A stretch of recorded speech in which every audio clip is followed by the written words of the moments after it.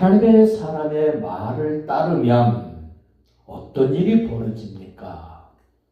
오늘 이 짧은 8장 1절 6절에 기록된 내용은 하나님의 사람의 말을 따르기만 하면 내가 있든지 없든지 하나님이 나를 어떻게 보호하시고 인도하시고 책임져 주시는가를 아주 분명하고 확실하게 보여주는 내용으로 기록된 것입니다. 수년 전에 하나님의 사람이 자기 집 앞을 지나가고 또 지나가고 지나갈 때 이 수넴 여인이 자기 남편에게 이야기를 합니다. 여보, 저 하나님의 사람이 우리 집 앞을 자주 지나다니는데 우리 다락에다가 방을 하나 만들고 그분이 필요한 책상과 뭐 필요한 걸 좀 만들어서 잠시 쉬었다 가도록 해줍시다. 남편도 동의를 했습니다. 하나님의 사람 엘리사가 그렇게 대접을 받고 보니까 이 집에 뭐 필요한 게 없을까?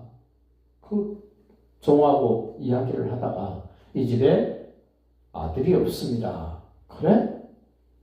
내년 이맘때 아들을 하나님이 주실 것이라고 말했을 때 생각도 않았습니다. 근데 그 아들이 태어납니다. 또 몇 년 살다가 그 아들이 죽습니다. 엘리사가 그 아들을 살려줬습니다. 오늘 그 내용을 집중적으로 다루고 있습니다. 1절 보십시오. 엘리사가 이전에 아들을 살려준 여인에게 지난날에 하나님의 사람이 내게 증거 있는 일을 해줬으면, 내게 중요한 어떤 것들이 경험되었으면 그 사람은 하나님의 사람의 말을 전적으로 신뢰하고 따르게 됩니다. 오늘 바로 그 수넴 여인 얘기입니다. 아들을 살려준 여인에게 이래, 너는 일어나서 네 가족과 함께 거주할 만한 곳으로 가서 거주하라. 이사 가라는 겁니다. 왜 이사 가라 그럽니까? 하나님이 이 땅에 이스라엘에 7년 동안 기근을 하나님이 나타내실 텐데 너무 힘들지 않겠냐. 그러니 기근이 없는 곳으로 이사를 가서 살다가 돌아와라. 그대로 이 땅에 7년 동안 기근이 임하리라. 2절 보십시오. 그 수넴 여인이 일어나서 하나님의 사람의 말대로 행하여 가족이 이사간다.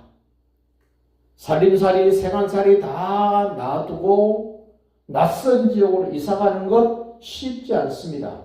이웃 동네로 가는 것이 아닙니다. 블레셋 나라로 갑니다. 7년을 살다가 돌아옵니다. 그런데 무슨 일이 벌어졌습니까? 3절 보십시오. 7년이 다함에 여인이 블레셋 사람들의 땅에서 돌아와 자기 집과 전토를 위하여 호소하려 하여 왕에게 나갔다. 7년 없는 사이에 이 사람들의 밭과 논, 집 다 다른 사람들이 차지하고 있습니다. 주인 행세를 하고 있습니다. 이 사람들이 떠났기 때문에 그 주변의 사람들은 이 사람이 죽었는지 다시 안 돌아올 수도 있다는 생각으로 그 집과 논밭을 차지하고 자기 것처럼 살고 있습니다. 돌아왔더니 이건 내 거야, 우리 거야 하면서 비워주지 않습니다. 돌려주지 않습니다. 그러자 이 여인이 이스라엘 왕을 찾아갑니다. 자, 4절 보십시오. 그때에 하나님의 사람의 사원 게하시와 서로 말하여 이르되, 하나님의 사람 엘리사의 종이었던 게하시와 이스라엘 왕하고 지금 이러쿵저러쿵 이야기를 하고 있는 그 타이밍, 그 찰나, 하나님의 사람의 말을 따랐던 이 수넴 여인이 그 시간 그 장소에 기가 막힌 타이밍에 왕에게 호소를 했습니다. 7년 전에 내 재산 찾아주십시오. 7년 전에 내 집 돌려주십시오. 그 시간에 엘리사의 사환 게하시하고 왕이 서로 이야기하고 있습니다. 그래서 왕이 묻습니다. 너는 엘리사가 행한 모든 큰 일을 내게 설명해봐라. 그러자 게하시가 그 왕에게 이야기를 합니다. 5절입니다. 게하시가 곧 엘리사가 죽은 자를 다시 살린 일을 왕에게 이야기할 때에, 그 시간에, 그 타이밍에 그 다시 살린 아이의 어머니가 자기 집과 전토를 위하여 왕에게 호송하는지라. 어쩜 이렇게 하나님의 사람의 말대로 따랐던 여인에게 순간적인 어려움이 왔습니다. 불편함이 생겼습니다. 그러나 확실하고 분명하게 하나님은 해결해 줍니다. 게하시가 이르되 내 주 왕이여, 이는 그 여인이요 엘리사가 큰 일을 행했던 그 장본인 그 여인입니다. 그리고 그의 아들입니다. 엘리사가 다시 살린 그 아들, 그 여인입니다. 북쪽 이스라엘 왕이 이 말을 들을 때 어떠했겠습니까?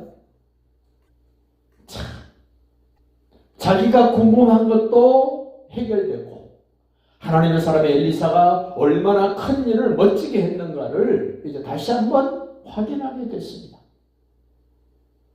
그런데 하나님의 사람의 말만 듣고 살림살이를 다 놔두고 블레셋 땅으로 가서 7년 만에 돌아왔던 이 사람, 황당했습니다. 6절 보십시오. 왕이 그 여인에게 물으매 여인이 설명한지라. 설명이라기보다는 지난날의 추억을 다시 꺼내서 이야기해 주는 것, 우리로 말하면 간증입니다. 간증.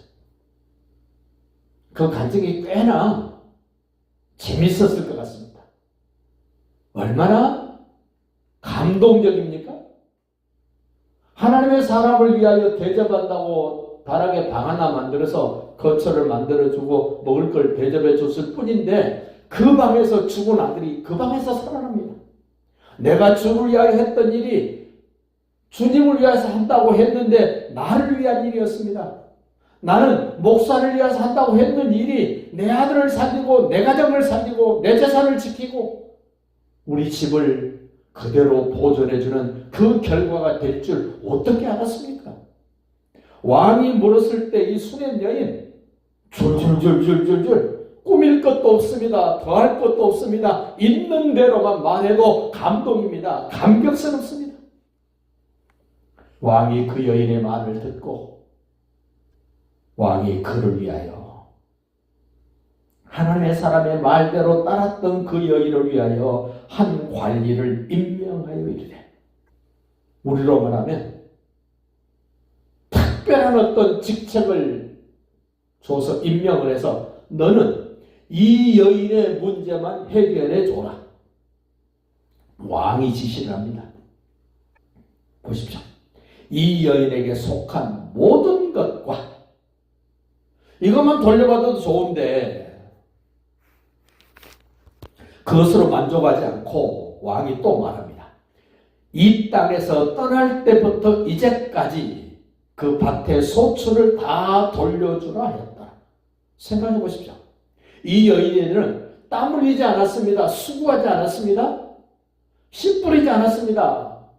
농사 짓지 않았습니다. 그런데도 불구하고 왕이 명령합니다. 이 여인이 떠날 때부터 지금까지 그 논에서 농사 지었던 사람들, 그 밭에서 농사 지었던 사람들, 그 집에 살았던 사람들 다 찾고 찾아서 소출이 얼마였는가 따져보고 따져봐가지고 그 다시 이 여인에게 돌려줘라. 참, 이 기가 막힌 장면 아닙니까? 논밭과 집을 돌려받는 것도 감사하고 감사한데 거기서 생산되어졌던 것 다시 돌려줘라. 하나님은 이런 분이십니다. 우리가 믿고 신뢰하고 헌신하고 충성하는 예수님은 우리에게 이런 분이십니다. 북쪽 이스라엘 왕, 못된 왕입니다. 우상 숭배하는 왕입니다. 그럼에도 불구하고 이렇게까지 한다면 너무너무 신실하고 좋으신 우리 하나님, 우리 왕이신 예수님, 내가 진실로 순진하게 순수하게 말씀을 따르기만 하면 왕이신 예수님 나에게 어떻게 해주실까를 기대하게 하는 오늘 이 말씀을 듣고 멋지게 하루하루 살아봅시다.